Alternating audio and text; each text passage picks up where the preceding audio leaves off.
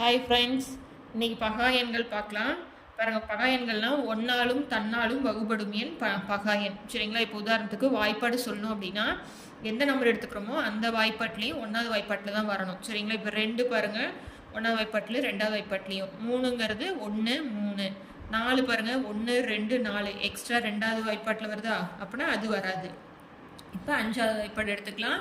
6ங்கிற number பாருங்கள், 1 2 3 6 extra 2 வாய்ப்பாட்டில் வரதுனால அது நம்ம வராது.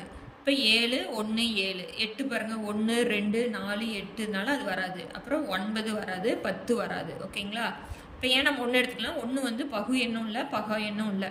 பகா எண் அல்லாத எண்கள்லாம் பகு எண்ணுன்னு சொல்லலாம். 1 முதல் 100 வரை மொத்தம் 25 பகா எண்கள் இருக்குது. சரிங்களா? இதுதான் அது. ஸோ பகா எண்கள்லாம் என்ன ஞாபகம் வச்சுக்கோங்க, ஒன்னாலும் தன்னாலும் வகுபடும் எண் தான் பகா எண். ஓகேங்களா? தேங்க்யூ.